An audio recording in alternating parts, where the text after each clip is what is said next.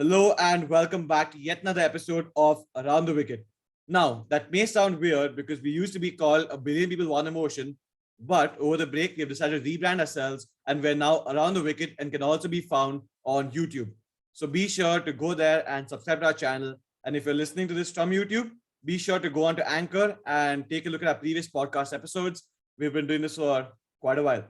So we're here today for our IPL recap of week one. And as you can see by our jerseys, we're totally unbiased. So we're going to recap week one. That's up till match 10, I think, the CSK Punjab Kings game. What a week we've had across all four stadiums in Maharashtra, the DY Patil, Brabant, Wankhede, and the stadium in Pune, which spins a lot. So this time the IPL, it was divided into two groups, as we know. And those two groups play each other. So the teams in their group play each other twice, and then they play one team from the other group twice, and the others they play only once. So Group A, the Mumbai Indians, the Kolkata Knight Riders, the Rajasthan Royals, the Delhi Capitals, and the Lucknow Supergiants. While Group B, the Chennai Super Kings, the Sunrisers Hyderabad, the Royal Challengers Bangalore, the Punjab Kings, and the Gujarat Titans. So we've had a grand total of 10 games, 2 afternoon games, 8 night games. And yep, we've gone back to the format that was there in 2011 when we had franchises like Kochi Tuskers Kerala and well, whatnot. So yep, IPL. It's back in India, first of all, and we've seen that to have an effect on a lot of the games because the due factors obviously come into play in a lot of the matches. Interestingly, the due factor didn't come into play in the last game, Chennai Punjab Kings, because as we saw, they sprayed the anti-dew agent on the ground, and the ball was gripping and turning, especially for Rahul Chahar, even in the 16th over. So that helped make the game level. And of course, the IPL back in India, we have the fans in the stadium, and the atmosphere has been really great. Unfortunately, the games aren't there in the teams' hometowns, but it is what it is. We hope to see that next year. And so let's begin. So who won IPL last year? CSK. So let's start with them. Chennai Super Kings. Oh, well, they've never lost 3 games in a trot, and now they've lost 3 games. So yeah, guys. Yeah, I mean, a disappointing start to say the least. As you see, I've already started transitioning out of my CSK support. No, I'm kidding. I just didn't have a jersey. I mean, it's been a very disappointing start. Initially, I mean, the second match was probably the most disappointing. The first match, we didn't even think we had a chance after the first innings. In the second match, we had like a decent total to defend, so it felt even worse when Jaddu's captaincy left.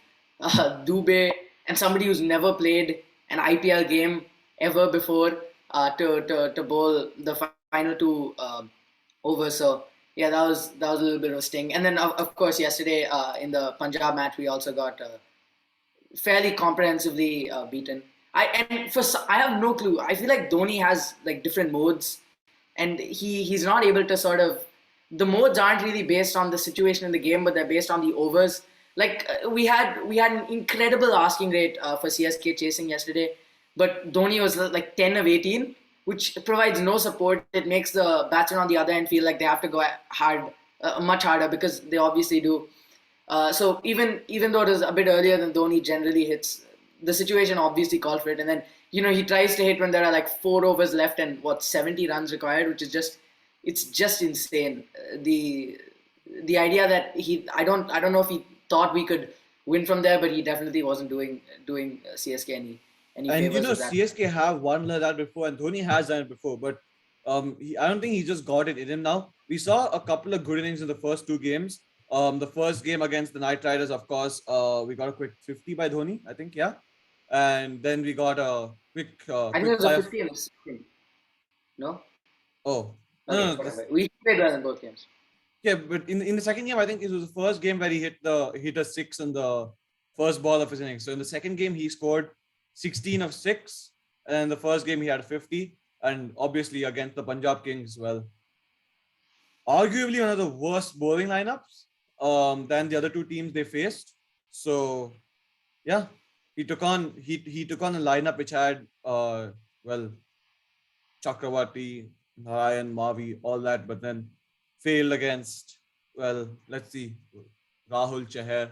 Well, yeah, Rahul Chahar bowled really well last game, right? Yeah. Rahul Chahar did well. Also, Dhoni's captaincy, it's an interesting point you brought on because Jadeja's clearly not been doing a good enough job. Yeah, and a lot of people have been questioning if Jadeja is really the captain because he's busy in deep point. He can't really have any direct. A lot of the times he's in deep point. He's all obviously somewhere in the outfield because he's probably CSK's only good fielder. I mean, you have Bravo, etc. But he's CSK's main fielder. We need him in the outfield, and because of that, it makes it difficult to sort of command the team, rally the team. Like a wicketkeeper is very easily able to do so. I mean, it could possibly be Dhoni, but I don't think so. I think he's trying to leave as much of it to Jaddu as possible, but it hasn't been going great so far. And I mean, I obviously mentioned the example of the bowling in the second match. There's not too much he could have done differently in the sense that the bowling options were not great for CSK, but he could have definitely brought in. He had 2 overs with Bravo and he bowled him in the 15th, one of them, which is insane. He shouldn't have done that. He should have obviously brought in Bravo as late as possible so he didn't have to resort to Dubey and Chaudhary when they started actually hitting and getting the runs. So yeah, Evan Lewis took it to us and it was our fault. It was pretty bad captaincy. Yeah, getting back to Dhoni's batting, actually, if you see post 2019 or so, he's probably one of the worst players of spin in the IPL, which is surprising. But if you look at the stats, he's striking at around 90, and the only two players that are worse than him are Krunal Pandya and, surprisingly, Jadeja. So Dhoni's not been doing too well against spin. Even if you see the Knight Riders game, he completely played out Narayan and Chakravarti. He took no risks and he got his runs versus the Pacers. And of course, in the second match against LSG, he came in at the end, faced 6 balls, all against pace. This time, again, he was struggling against spin a lot, and especially against Rahul Chahar. So that is a worry for CSK. He's got his hitting skills against pace back, as we saw, but he really needs to step up his game against spin. Well, adding on to the list of worries for CSK has obviously been a certain man named Deepak Chahar, who's, well, got himself injured in the India series, the series that they played before.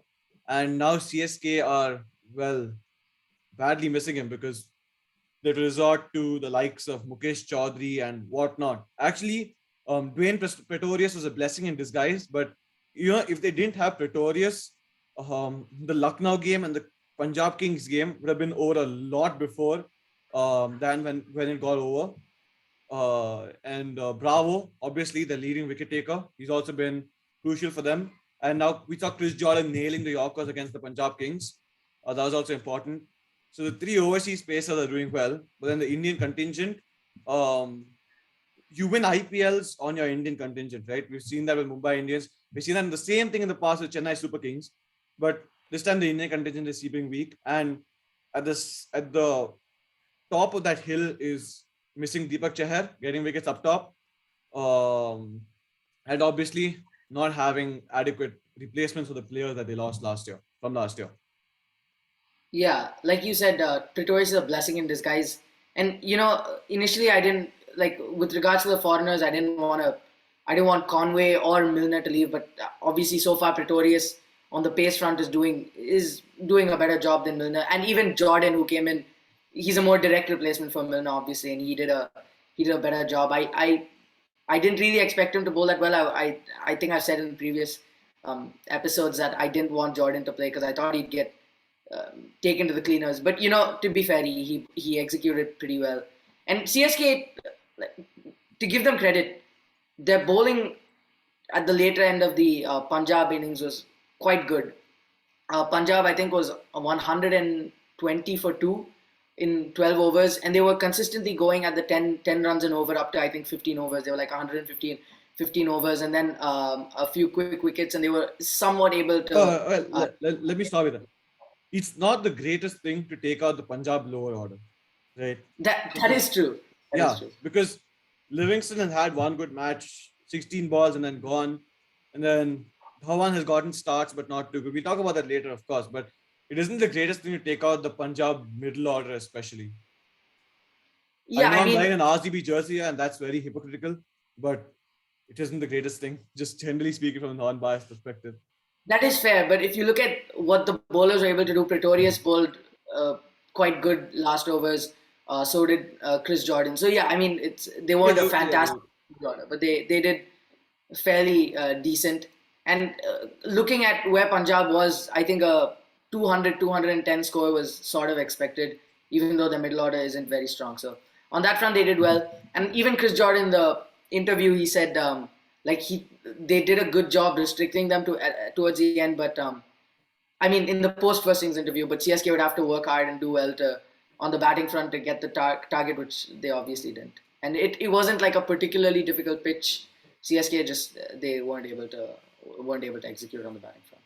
Yeah, if you look at it, CSK's batting unit is probably their stronger unit. And I mean, even that didn't fire last game, but their bowling is definitely lacking Deepak Chahar. He was a beast in the power play. And if you look at the stats, I think only after MS, CSK were the best power play bowling unit. And that was 90% because of Deepak Chahar. Missing him is a big worry. There are reports coming that he'll be fit by the end of April or start of May, and but that might be too late. Like no one knows. Right now, Bravo is basically carrying their bowling unit. He's bowling really well. Pretorius bowled well, and last game Jordan came in, but you can never be too sure with Jordan. He'll have a good day. He'll have bad days.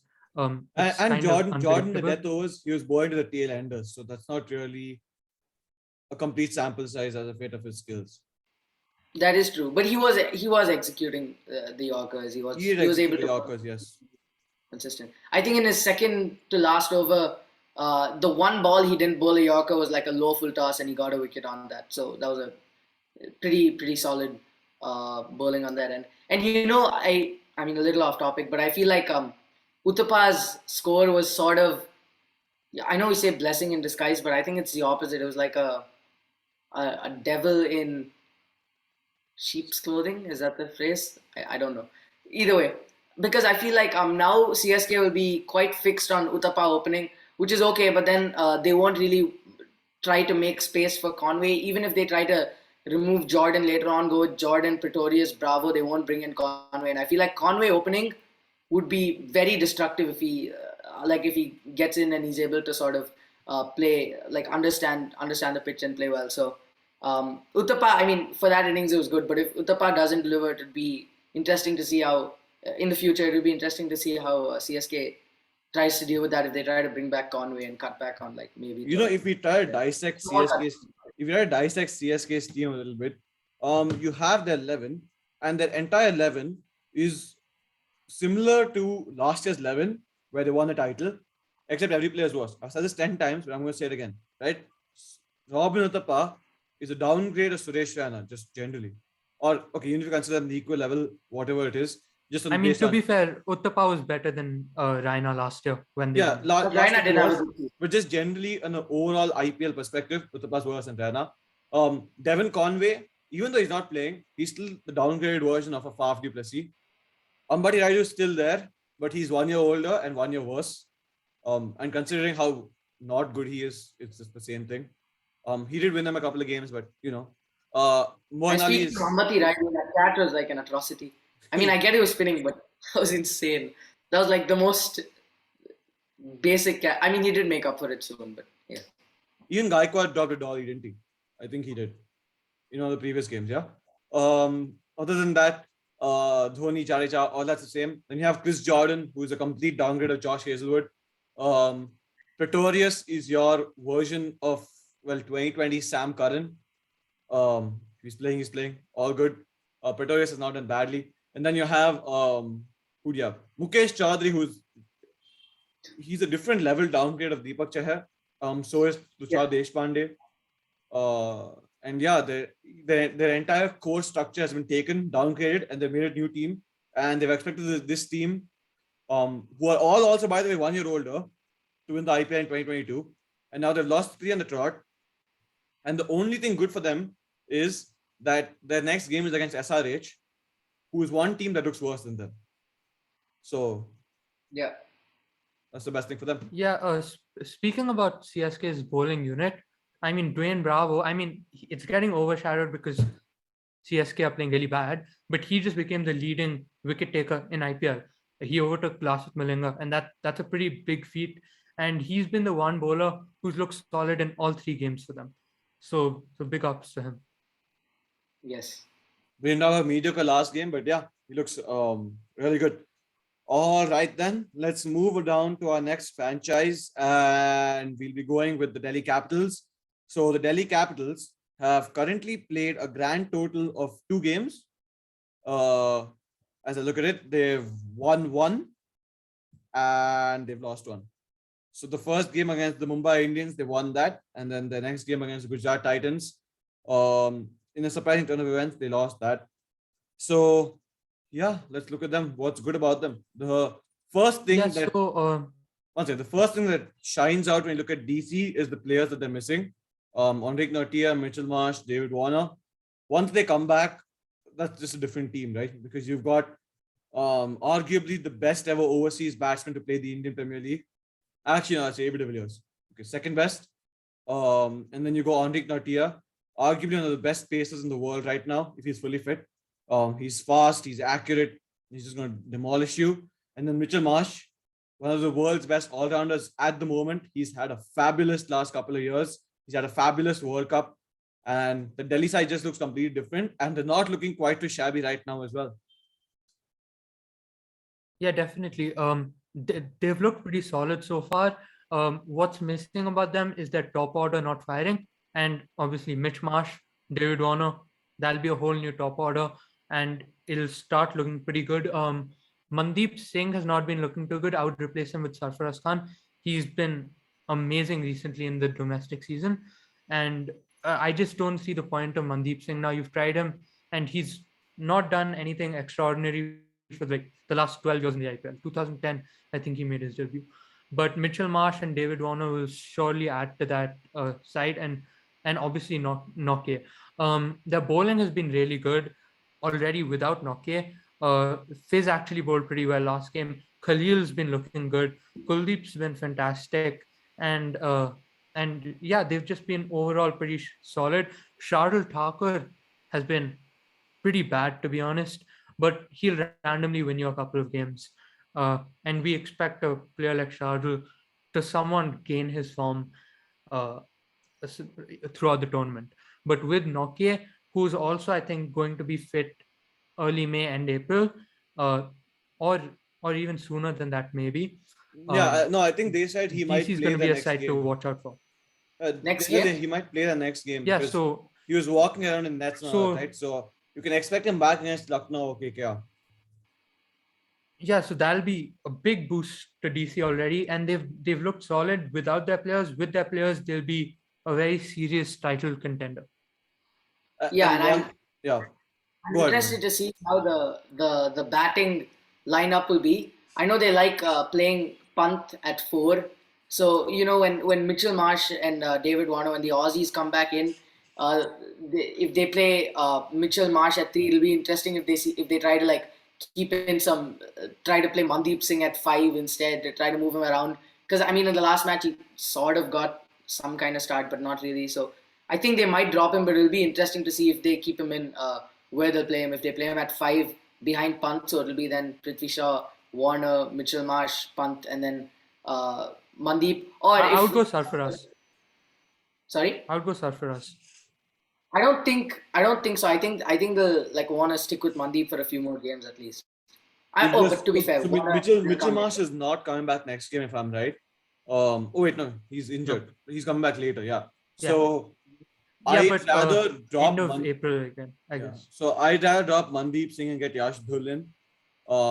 He looked a different class than everyone when he batted the World Cup, and at that number 3 spot, he can be of some good to you as an anchor, because at the moment Tim Seifert's not looking his best, and neither is Prithvi Shaw. So Yash Dhul can come in and stabilize things, because the first game they won because of Aksar Lalit Yadav. The second game, again, they depended on Lalit Yadav, Robin Powell and Akshar Patel to get them through, and neither of them did. But Lalit Yadav did bat well, so Lalit Yadav is not getting dropped as of yet. So I'd rather they get Yashdul up as a person who can bat 20 balls and give you 35 runs, and then give the stability to the order, and then you get in your, and then when the players come in, you obviously make those changes fast, Okay, so fast and heavy. if Dull is at 3, then are you saying Pant at 4 and then Mitchell Marsh will play at 5? Mitchell Marsh is not playing as of yet. No, I'm saying when the Aussies come in. When the Aussies come, Yashdul won't play. Why will he play when the Aussies come? Because there's a possibility if No, so then I don't see the point of bringing in Yashtul if he's not going to play when the Aussies come. I would bring in Sarfaraz because Sarfaraz can play down the order also.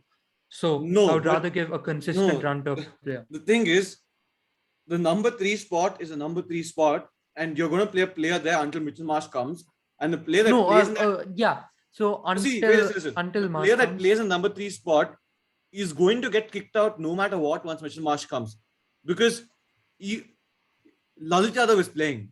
Lalit Yadav is going to stay, okay, because Lalit Yadav is playing well. So that means if you're taking a number 3 spot and moving him down, that means Lalit Yadav doesn't play. What that does is, 1, it removes a bowling option for you. 2, you're removing a player who's playing well. And yeah, that's it. So whoever plays at 3 is just playing until Mitchell Marsh comes. And that player can be Yash Dhul, because it's Yash Dhul's first season. Okay. Getting 5-6 games in his first season is good enough. So he should just go for it. That's what Delhi should do. They should groom him like they did anyone else in the past, all the youngsters. And Ponting's the best man for that. Who else owns the number 3 spot? So yeah, that's Delhi. And if you take a look at their bowling, Khalil Ahmed's been doing really well. Kuldeep Yadav has been spinning webs around every single person who he bowls against. Akshar Patel, he's been decent, but he needs to up his game. And yeah, as you said, the fizz has been good. So all around, they're looking quite a solid team. Kuldeep Yadav is in serious contention of going to Australia.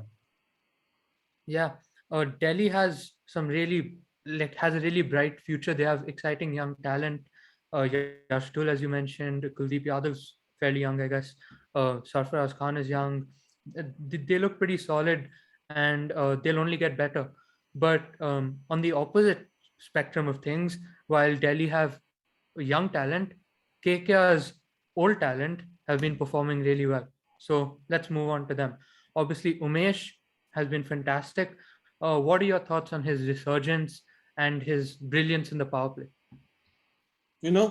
On TV they show the replays of the ball that bowled, and then they show the ball bounce on the pitch, and then you can see Umesh's just delivery bouncing, and then just the straight seam, and then moving across in the scramble seam as well, and that's just like beautiful to watch. He's done this with the red ball, but now he's coming and doing it with the white ball, and no one has an answer to him yet.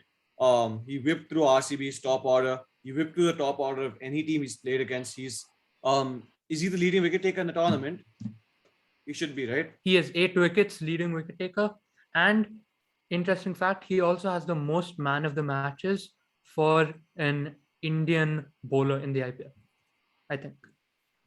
Yeah, well, yeah, he's been magnificent for them. He got Gaikwad, Conway out against CSK. That's fairly good achievement. Everyone, like CSK's lineup was centered on the top 2 performing, and he just dismissed them. So he pretty much. The lineup was centered on the top 2 performing last year as well. But the only difference is last year the top 2 performed.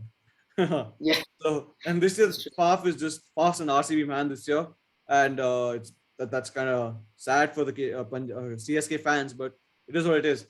And in the other game, he got out the hard-hitting Liam Livingston and Mayank Agarwal, the captain. And what more can you expect from him? Yeah, he's done his job for you. Yeah, he's performed his job. And one more, an old warhorse, Tim Saudi, been rejected by franchisees everywhere he goes. Like, he's not been getting chances, but what a bowler. If you think about it, this can be Kolkata's lineup. Umesh Yadav up top, Tim Saudi up top, or Pat Cummins up top, and then you get Tim Saudi somewhere in the middle. So those 3, and then Shivam Mavi. Actually, you don't need to play Shivam Mavi then, right? Because you got Sunil and Varun Chakravarti. And with Umesh and Saudi performing the way they will, Pat Cummins is Pat Cummins. Narayan is Narayan. They need no introduction. And Chakravarti, if he can get his economy under control a bit more, Actually, then his economy has been pretty good. He's going around 6. no, I Last think game he went on 3.5. no, but He if you had look at he the had game one against game against he had RCB, one yeah, over against RCB, yeah, where he went for 8.5. But his previous game against Punjab 3.5, and the first game very solid. He's bowling lots of dot balls.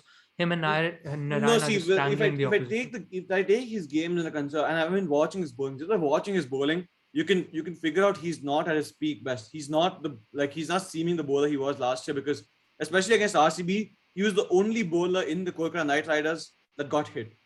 And I can say as a fact that he's the reason that RCB won that game, because Sunil Narayan was killing the bowlers. Like he was killing the batsmen, I must say. Willie and Rutherford couldn't get him away. And then Chakravarti came, and suddenly you're seeing a Rutherford 6, you're seeing a Willie 4. So he let the pressure down there, and he's done that actually in a few overs. Yeah, he had an off game. He had an off game, but if we go by his most recent performance and like hope that he performs that way again, him and Narayan are going to strangle a web in the middle. And KKR's bowling lineup, I'm assuming when Pat Cummins comes back, Sam Billings will go, because you can't drop Narayan, Russell, or Saudi at this point. And So you Sheldon bring in Jackson's done a Sheldon good job Jackson. behind the stumps, yeah. Yeah, he's been a fantastic keeper. So Pat Cummins, Umesh Yadav, Tim Saudi, Narayan, Chakravarti as your main 5 bowlers. That's a very good bowling lineup. Yeah, and also to add on to, like, Chakravarti's been pretty solid, but also one of the reasons he's had or at least he had a low economy against CSK, particularly was because of what you said, right? With Jaddu and Dhoni being the two primary batsmen, they've had like abhorrent records against win. Particularly Dhoni versus Chakravarti is like Dhoni is famously bad against Chakravarti. So I feel like Dhoni and Jaddu are being a little extra cautious. I mean, I guess you could chalk that up to like how good Chakravarti is, but also they had a general caution towards spin in that game. Also, Chakravarti Otherwise, has probably not got yet been him. tested against the best batsman, because CSK, the battle lineup was just off. When he bowled against RCB, he was tested against Rutherford and Willie, who are not even in their 11s of their own country. Apart from that, Punjab Kings, he came in after Umesh Yadav had just taken out half of them. So Varun Chakravarti is yet to play best batsman, and KKR are yet to play the better teams, because 2 of the games have been against Punjab and CSK, and 1 of the games has been against RCB, and that's not even a full strength RCB. It's a completely bottled down RCB, right? I mean, if Umesh continues playing the way he has, Yeah, Chakravarti will need to bowl against the best, because yeah, Umesh will sort of makes sense. put him in But the armor. one more thing about that batting lineup On is, people are saying the batting lineup is good, but then it's just looking bad, because yeah. So Venkatesh the Iyer, top no order hasn't performances. fired. Ajinkya Rahane, one good performance, a couple of 10-run starts, but he's not taking it through. Shreyas Iyer, he's looking out of sorts, He's because looked good. no, He's looked good, but he's not converted those 20s and 30s you see his into games good against the scores. West Indies and against Sri Lanka. He sent the bowlers every single ball, and he's not looking the same batsman here. I don't know why that is. Is it because of the added pressure or not? Added pressure of I don't know, captaincy, or the role that a different role that he's playing. Not enough batsmen to come later on.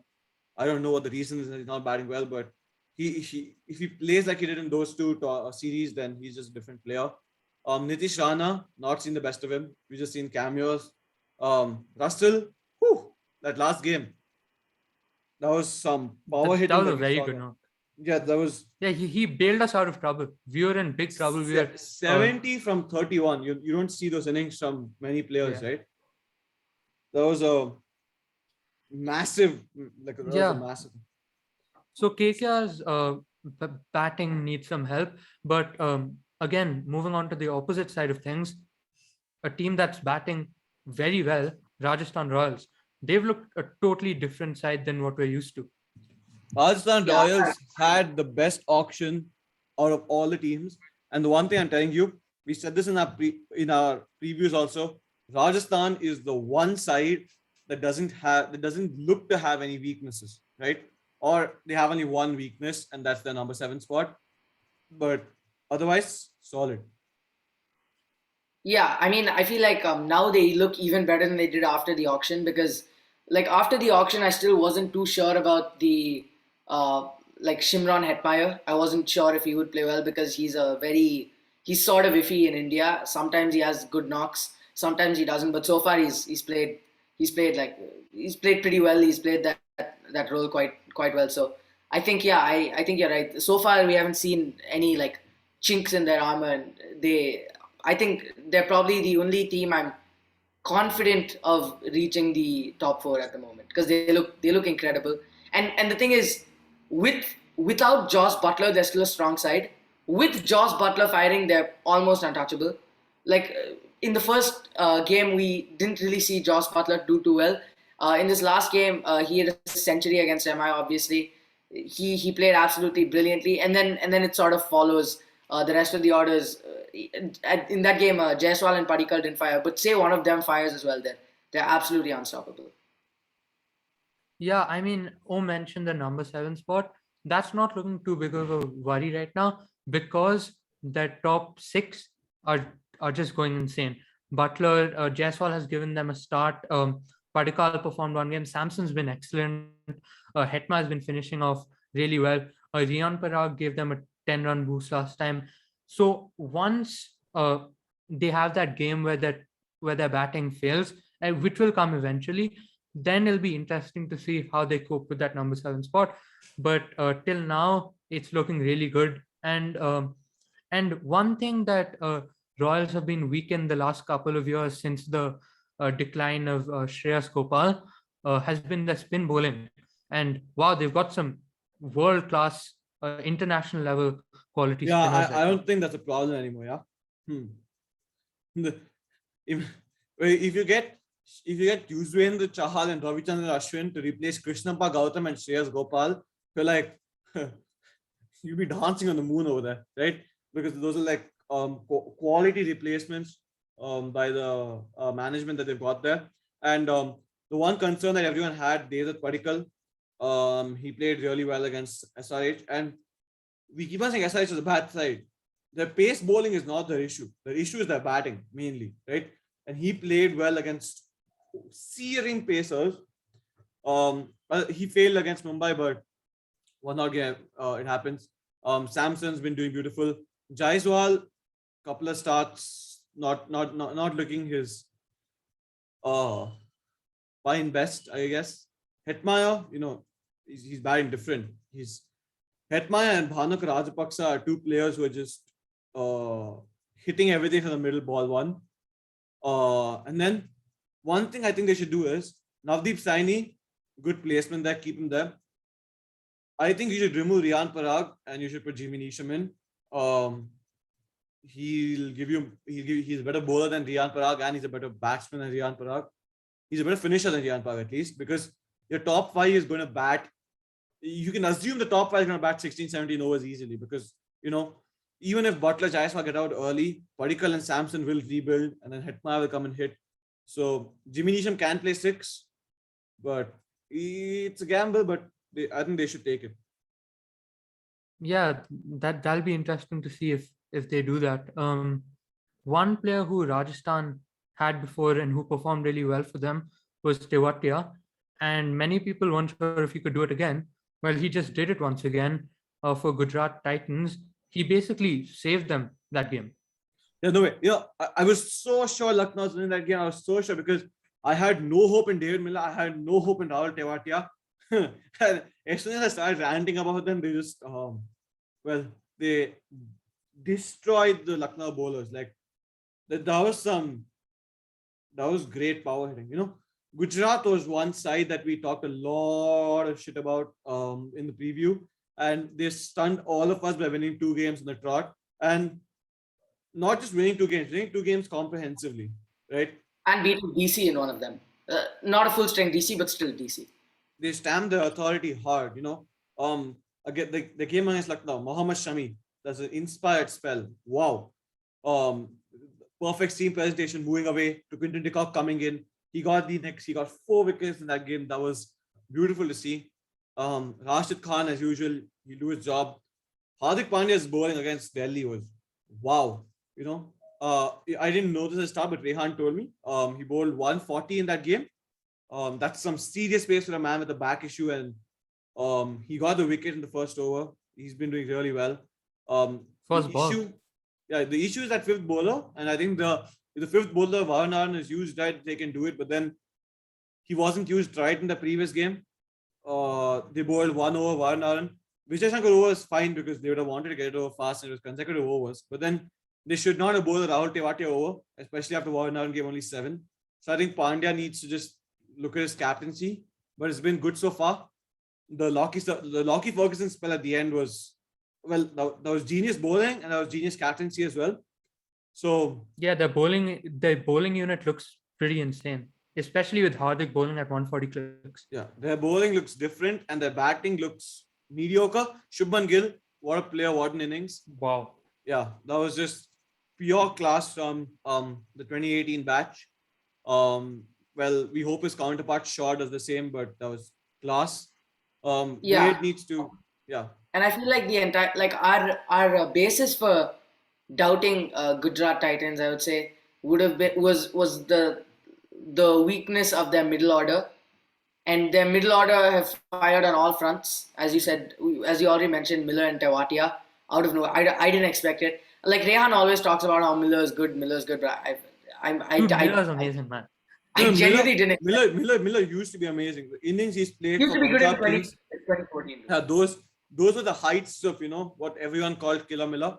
Yes. But then he peaked then, and then he's just been downhill. But then we're seeing a comeback.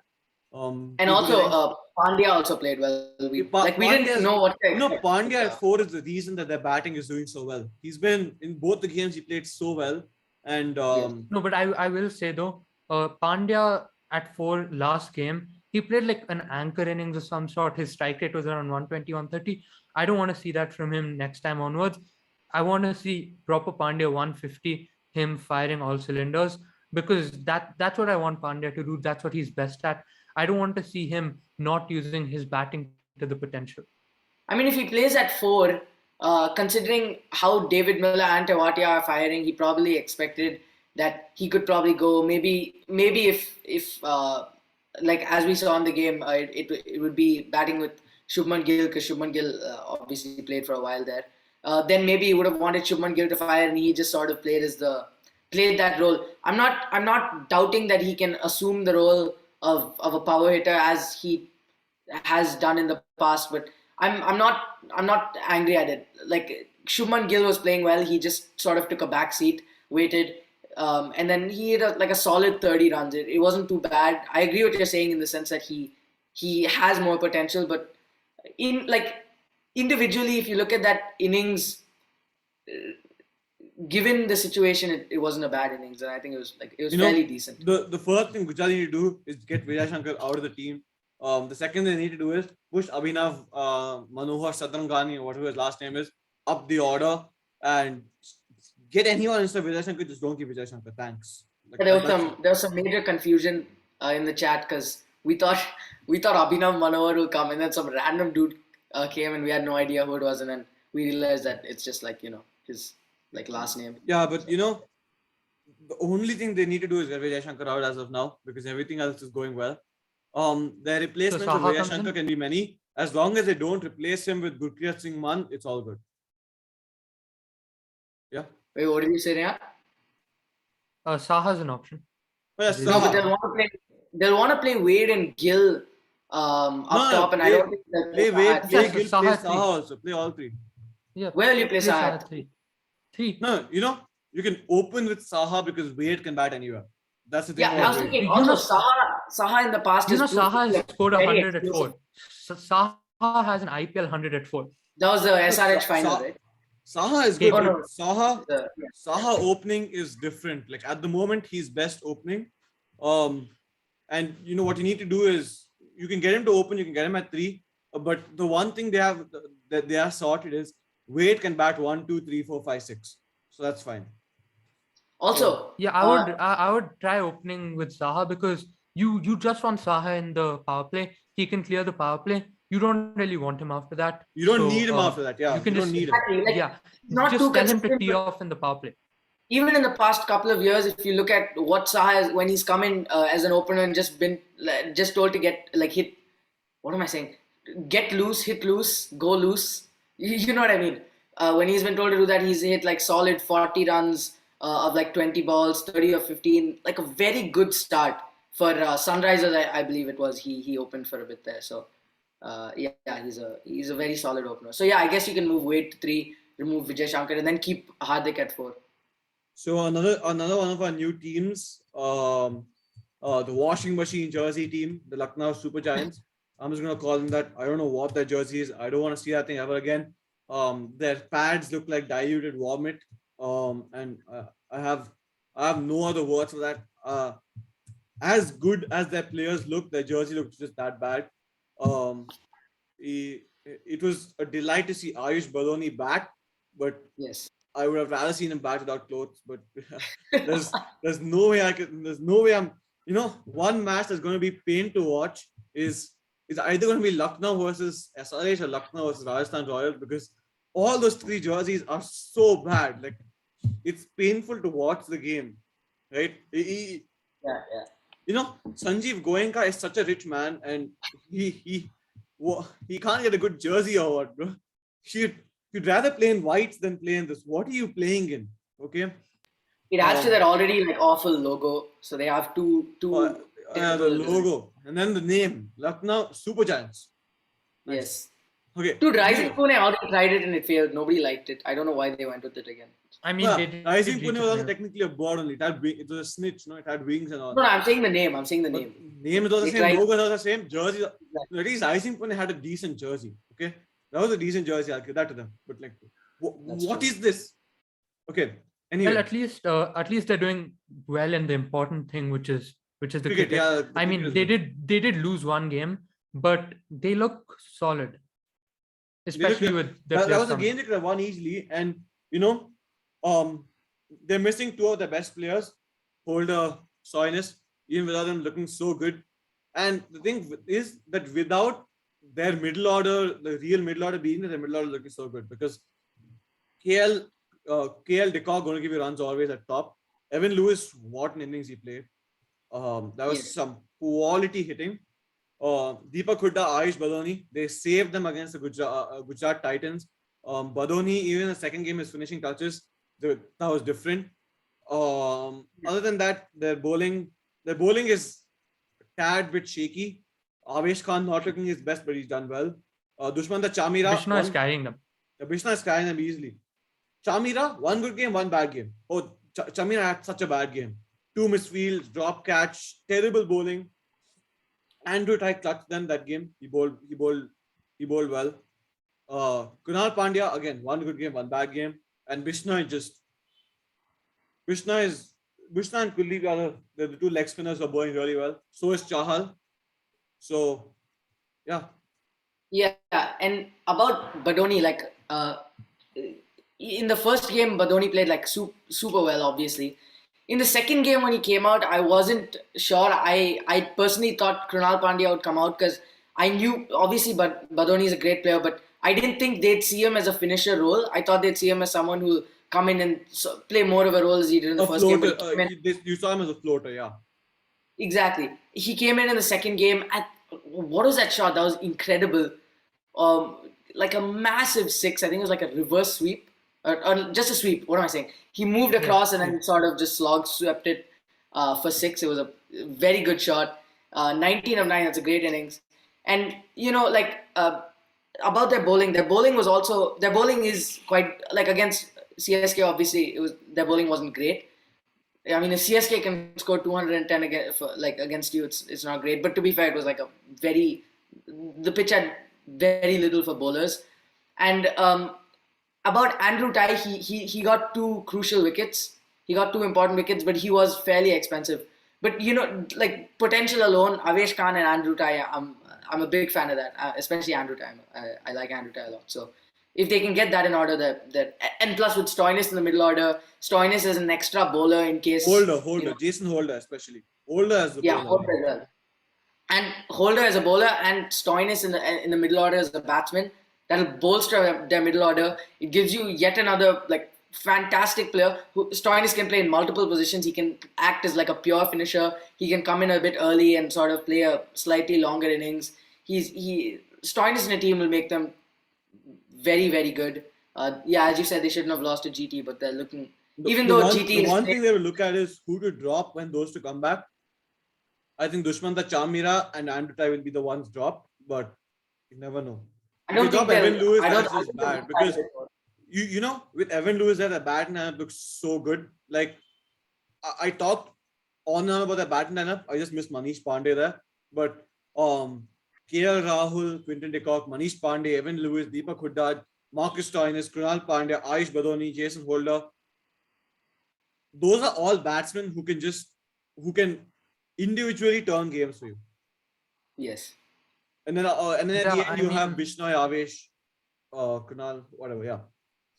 Yeah, I think some credit should go to legendary KKR captain Gautam Gambhir.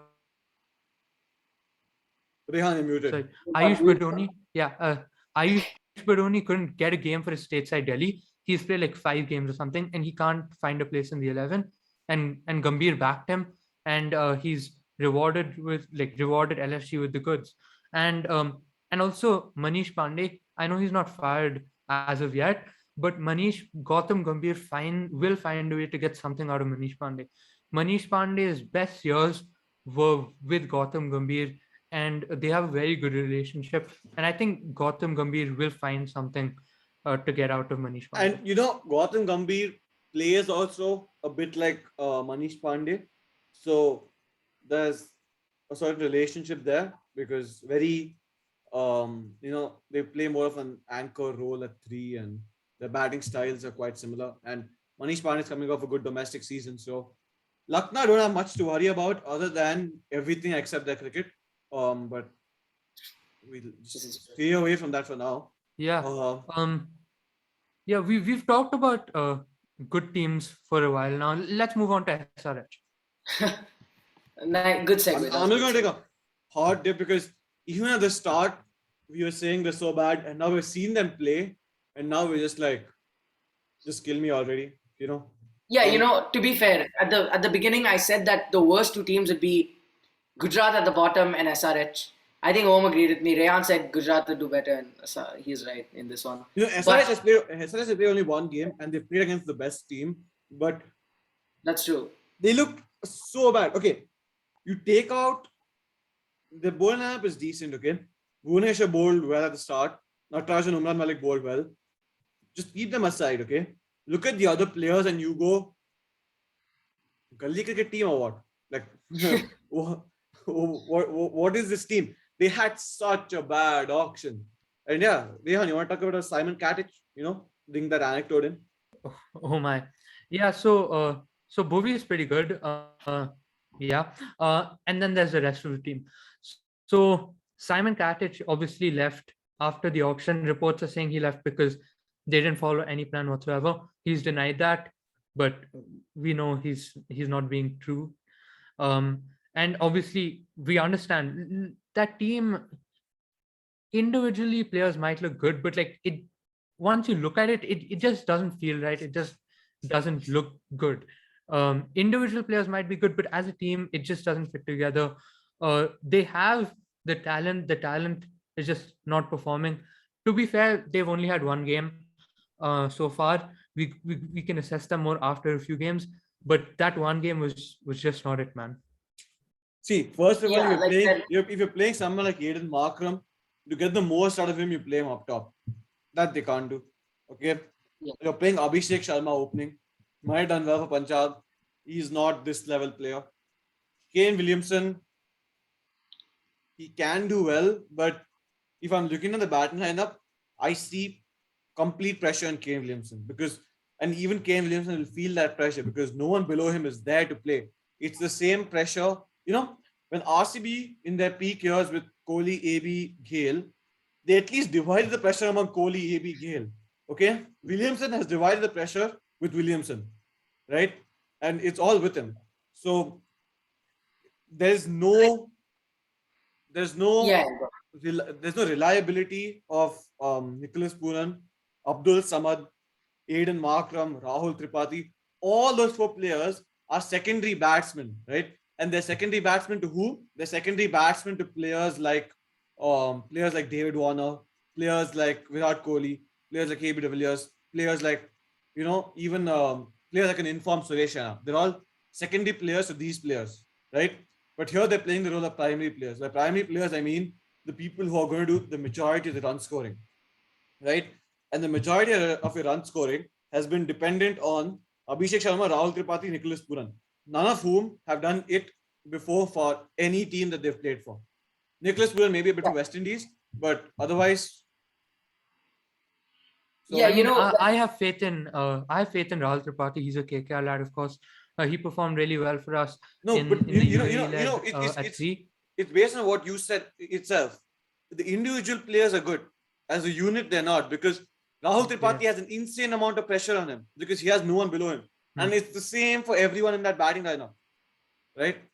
So yeah, like when I think it was a while ago now, when we were doing our podcast on the India England Test series, we talked about England's Test over reliance on Root, right? And the one thing that kept England afloat is that Root is good. Root is reliably good, and Williamson's obviously also good. But even if when you're over reliant on a player and that player fires, it's incredibly difficult to win. One player can almost never win a cricket match.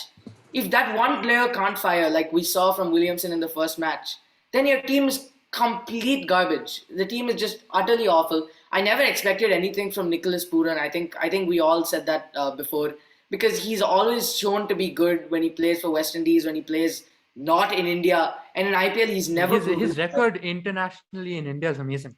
He has a very good record for West Indies in India, but his IPL record is not pretty. It's horrendous. His IPL record at least is better. One more thing, you talked about individual players winning you a game, right? Now, if you look at the past, who are these players who can win you a game all on their own? AB de Villiers any day, right? David Warner any day, right? Virat Kohli any day, right? These are the big names that are coming in. And Kane Williamson, to me, is not that player. He can't win your game single-handedly, because to me, Kane Williamson is one of the world's best anchor players.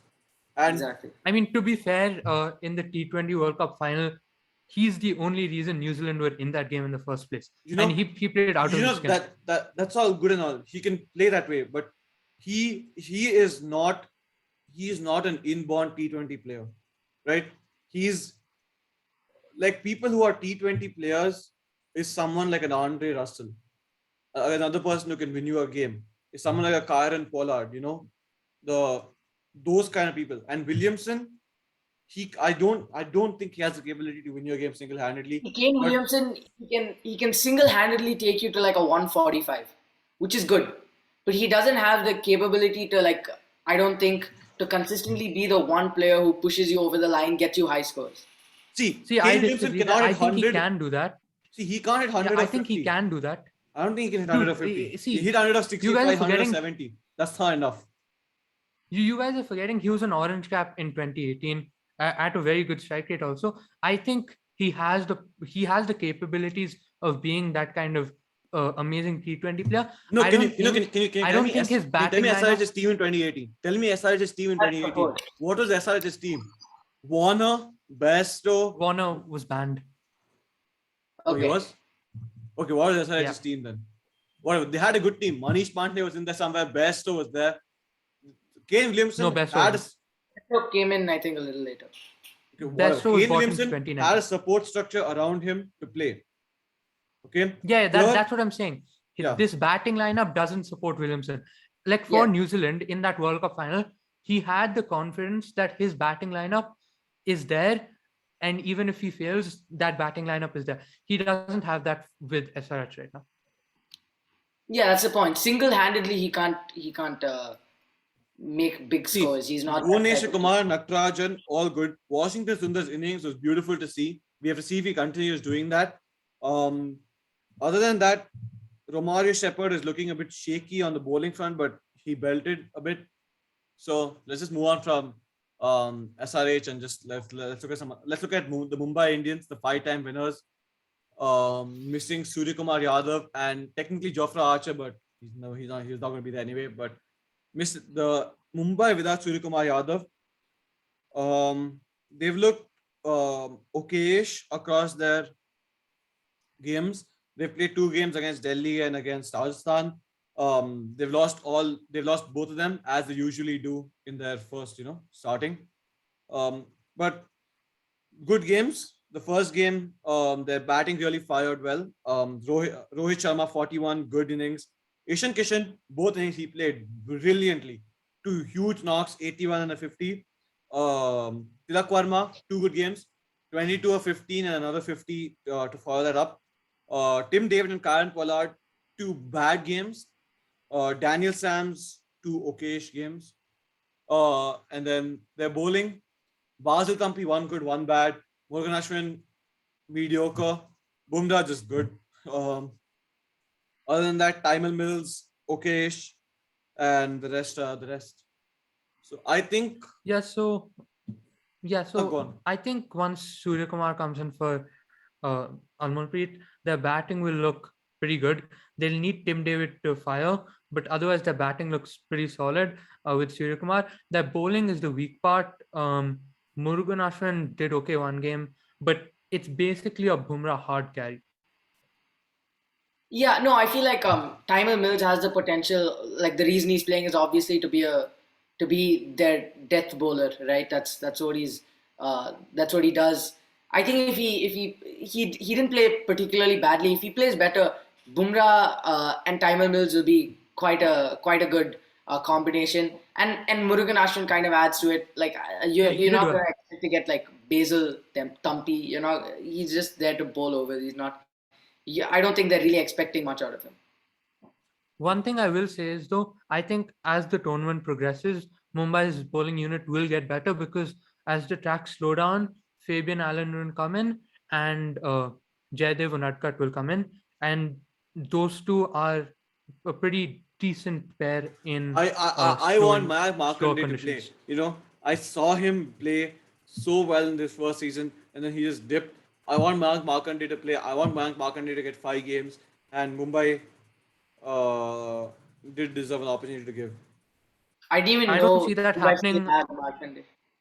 No, they will get him. I don't see Markanday playing unless Murugan has like a really bad run of form. No, I think they can play both Murugan Ashwin and Mayank Markanday. I think they should. Later on, especially. Few games. Later on, maybe. Yeah, maybe. We'll see. It'll happen soon, right? The Mumbai will seem more balanced with Anmolpreet Singh and Suryakumar Yadav there because their batting will get the boost. But their bowling is the thing that needs to step up. And Tim David, right? Yeah, Tim David. Yeah, he needs to do something. I won't pass judgment. Go ahead. I won't pass judgment on Tim David this season just yet because the first game he came in like the 18th over something. He hit a 6 and went. Sure, fine. Second game, he was just outfoxed. But I'll give him a few more games. I think Mumbai are going to play him the whole season. I think they should play him the whole season because there's no one else who can even slightly do what he does. Yes, Karen Pollard. Karen Pollard is going to play anyway. But they're batting without Tim David. They don't have a replacement. Dual Brevis exists, but where are you going to bat him? Exactly. So Tim David plays, but one thing actually Tim David plays. Other than that, Pollard's last season, boys. Do you think? No. He's captaining West Indies till the 2023 ODI World Cup, and even after he retires from international cricket, he'll play IPL. That's what West Indians do. He'll play till he's 40. One thing I want is Pollard to retire, CSK to drop Mills, Riley Meredith, all those players they paid money for, and then get Ben Stokes in. Mumbai to drop all these players and get Ben Stokes in, because that'll be an interesting lineup then, because Mumbai have lost key players, and Ben Stokes will make that team a bit quite dynamic in a sense. Dude, imagine Ben Stokes and his former team RR with the current lineup. That's just even Jofra. Yeah. Jofra. if Oh yeah, Markande. yeah.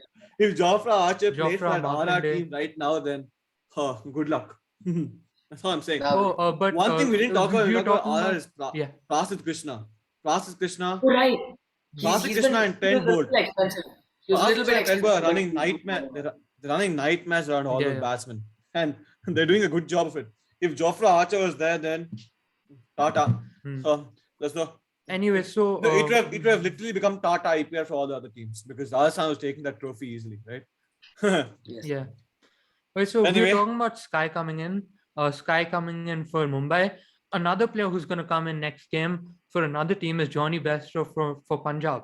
So how is that going to change their composition?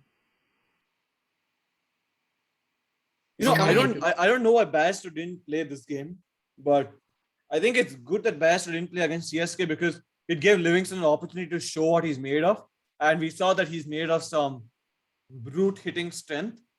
Other than that, they will drop Odion Smith, but what a lineup, eh? Mayank Agarwal is not performing at all right now. Assume he performs, then you have Dhawan, Mayank, Rajapaksa at 3, who can go all guns blazing because he has the No, full, I think Rajapaksa will bat 4, Bairstow will bat 3. There's no point Bairstow at 4. but I think Like, you please can bat Bhanukar Rajapaksa at 3, especially because he's going to get out within 20 balls anyway, right? Because he's No, going. I think you can do that, but I would rather give those balls to Bairstow. Rajapaksa bats 5 for Sri Lanka when he used to play. So Rajapaksa can do 4 easily. You know, we'll see, whatever. Rajapaksa is going to play a 30 run, 10 balls cameo. Then you have Bairstow, then you have Livingston, both of whom are fierce hitters. Shah Rukh Khan, he's not been his best, but he can come to the party. And Jitesh had a very good game. I don't see them Jitesh dropping Sharma, him.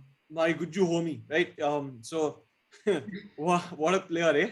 Vaibhav He Arora. was the biggest six. He was the most six hitter in the recent SMAT Shahid Mushtaq Ali tournament. Jitesh Sharma, I saw class keeping also from him, but Vaibhav Like, Arora. even that appeal was great. As soon as Dhoni hit the ball, Dhoni wicket. Right? Rahul Chahar didn't appeal. Jitesh Sharma appeal, yeah. exactly. And you know, Yeah, And even Vaibhav the Arora, other three, Vaibhav Arora bowled. yeah, pretty Vaibhav well. Arora, one ball going Oh, this way, one Vaibhav ball going Arora. that way, right? And he's just running. He Yeah. ran circles on the CSK batsmen. Two KKR really lad. good changes they've made. Really good. Much better than Rajangad, Bava, and whoever else they drop. I don't even care anymore. But much better than, huh? Oh, yeah, Harpreet, Harpreet. yeah, much better than them and quality players. And SRH, no wait, sorry. Punjab Kings look good with Rabada back. Rahul Chahar ripping his wrong and really well. Who else? Arshdeep. Arshdeep needs to come in form. Yeah, one man who needs to come. He got wickets last game, but they were all he cheap bowled against. 2 overs. He bowled 2 of the least hard overs. Okay. He Yeah. bowled after Rabada and Weber had taken apart CSK, and then he bowled somewhere in the middle when CSK were rebuilding. So I'm not No, gonna. it was he bowled when essentially I guess Dhoni and like there was some incredible asking rate. He got Dubey out, so Yeah, it yeah. wasn't much. Yeah, Dubey had it to go wasn't. in. Yeah. Makes sense. Right. So So we talked about Punjab. Let's talk about their copycat team, RCB, always copying Punjab. I think it's the other way around. Do it because you know Om is the in-house RCB fan. yeah, How do you think they're doing? RCB is not RCB yet. I'm saying that because they don't have their players. Currently RCB are missing 20 crore worth of buys, so that's like 1/4 their budget, and that's why it seems like they're missing Glenn Maxwell, they're missing Josh Hazelwood, and you know there's one thing I can't figure out.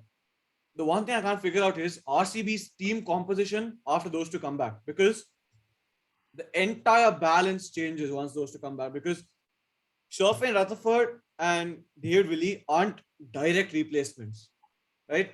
David Willey batted 4 for RCB, right? Hazelwood can't do that. Rutherford, Maxwell, similar roles players. But when Hazelwood comes, he's going to bowl 4 overs, unlike Willie's 2, which means do you need Akashdeep? Which means what happens to Shahbaz Ahmed then if you want to continue playing Akashdeep? Can you only play with one spinner? Or is Maxwell a second spinner? Maxwell. No. Maxwell. I don't know. But you can't drop Shahbaz Ahmed. He played a banger of an innings. You can't drop Akashdeep. If there's one player I don't like in the RCB lineup, it's Akashdeep. All his wickets were. I don't think his wickets were. How do I put this? He's taken a good 4-5 They were wickets. gifted. Yeah, they were gifted. Sure, that's a good way to put it, right? Because his economy is somewhere. If you see the top wicket takers list, all of them have a decent economy, and then you see Akashdeep's economy of 13 over them the last 2 games, and then you're just like, what? So he's one player that might go. So let's see. Anuj Rawat looked good in his first game. So did Faf. So did Kohli. They carried that first game, and we still lost. DK's been finishing well. Oh yeah, Dinesh Karthik. Wow. Harsha Patel's finishing touch is good. Talk about this RCB team. looks solid. Yeah. The one of everything to talk about this team, I want to talk about the captaincy. I hate it. This one thing I don't like, because the first thing is, in the first game, let's see. Shahbaz Ahmed bowls an over for 6 runs, and you continue to bowl Akashdeep, who's getting belted all across the park, right? Harsha Patel came in too late in that first game, and they lost it. They could have lost the second game because Harsha Patel came too late, but Harsha Patel did a fabulous job against Andre Russell. Shahbaz Ahmed is not getting enough bowling, according to me. Akashdeep is getting too much bowling. Willie up top was fine. Siraj up top was fine. He's used Siraj well, but I think Siraj bowls you in this setup without Hazelwood. Siraj bowls you 2 overs at the death, and that's not happening. Other than that, Waning Hasaranga, he's literally been a wizard, but Chahal better. That's all I'm going to say. Other than that, yeah, it's looking like a decent team. I think Hasaranga is after 1 game for every team or 2 games for every team, Hasaranga is purple cap, right? He was purple cap after RCB's second game, but now I think he's tied at second with Tim Southee, I believe. All right. Or third. Second or third with Tim Southee. He has a good 5 wickets in the tournament. So yeah, he's doing well. He ran circles around the KKR batsman at second game. At 6 down is like a drastic shift from what they tried to do with him last year. So that's interesting. Who had 6 down? Hasaranga went at 6. Hasaranga. Oh yeah, sure, yeah. He hit a 4, crucial 4 in that game. But Harsha Patel also won that game. Harsha Patel's bowling to Andre Russell was a template on how you bowl to him. Okay, he's spoon feeding it to all the other teams, and then who did Russell bat again? Punjab, is it? No, wait, Punjab, yeah. Punjab. Okay, and then the Punjab Kings bowlers come, and they're bowling to him. They're feeding the ball to his body, and Russell's coming here and he's swatting it for 6 over square leg. And Harshal Patel, 2 days back, he's bowled a maiden wicket over against Andre Russell, and you're bowling the complete opposite of what you're doing. You're putting pace on the ball and you're bowling to him. You're supposed to take pace off and bowl away from him. Like, do you not teams should watch what other teams are doing, because Russell could not play Harshal Patel, and he just destroyed Punjab with 70 of 30. That was just poor game plan from. So we've covered all the teams. I want to ask you guys a few questions. So which was the team that surprised you the most, and which is the team that disappointed you the most? I mean, surprise is obviously Gujarat Titans. I thought they were going to be. I mean, they still. I still don't think they're like a top contender. I think when the other sides get full strength, Gujarat isn't going to look as good. But yeah, sure, I'll give it to Gujarat because their middle order is sort of fire. They had like Hardik Pandya, as we talked about when we talked about Gujarat. And then most disappointed. I'm tempted to say SRH, but I knew they were going to be terrible, so it's not really a disappointment. It's just them being bad. CSK also. I mean, looking at it even before, their team didn't look the best. But I'll just say CSK because they didn't look that bad. They didn't look this bad. They look bad, but they didn't look this bad. Yeah, I'll just say CSK. Surprise is, of course, Gujarat Titans. A disappointment for me till now has been Delhi Capitals. I expect much more from them. But Rishabh Pant, Prithvi Shaw, both of them are not lived up to my standards. Neither has Tim Seifert. So the disappointment is Delhi. CSK, SRH, we knew beforehand that they were going to be mediocre, but I thought, Okay, so obviously, yeah, yeah, go ahead. I thought Delhi was going Okay, to be so different even without their players, but not as good as I thought they would be. obviously Gujarat didn't surprise me. I've been backing them, but the team that did surprise me, I have to say, was I guess RR. Like I knew they were going to be decent. I didn't know that they would fire this much, especially Devdutt Padikkal and Shimron Hetma. They both really surprised me. Um, and and a team that disappointed me was, I have to say, CSK. I've just been really disappointed with their performance uh, so far. So last question. Also, Who before is before we your move on, I had a this thing. Okay, so in the I don't know if I don't remember. I don't know if you guys remember the. I mean, it happened recently, but the versus India versus South Africa, the match that would determine if they got into the semis, right? And once in a while, they would like pan to the West Indies dressing room, and it was oh damn yeah, funny yeah, because like you Women's would World Cup, yeah.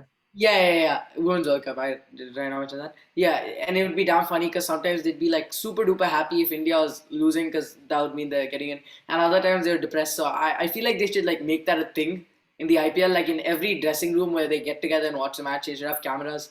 It would be damn interesting to see Yeah, other yeah, teams. close to the playoffs, right?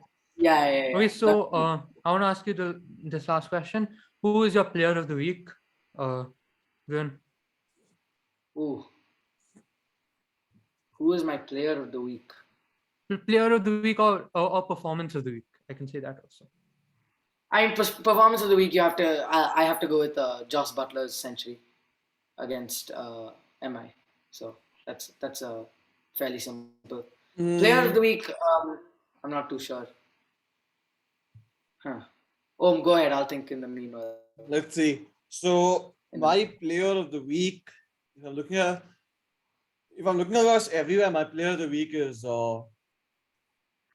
in a sense, it's Ayush Badoni, but it's between Badoni and Hardik Pandya. Since Hardik Pandya has been bowling so well, I'm going to go with Hardik Pandya. But Badoni is a close contender. In these 2 minutes that I've thought about it, Badoni is a close contender. Um, Other than that, performance of the week, I'd have to say was Faf du Plessis innings for me because Butler all right. Butler was batting on a good batting track. Faf du Plessis, the first 12 overs that he played, there was a very damp pitch and it was not easy to bat on it. And then he got through that phase. His running between the wickets with Virat Kohli, his acceleration towards the end. That's the innings of a complete T20 player, and that's one of the best innings you'll see in a long time. Of course, Butler's 100, taking nothing away from him.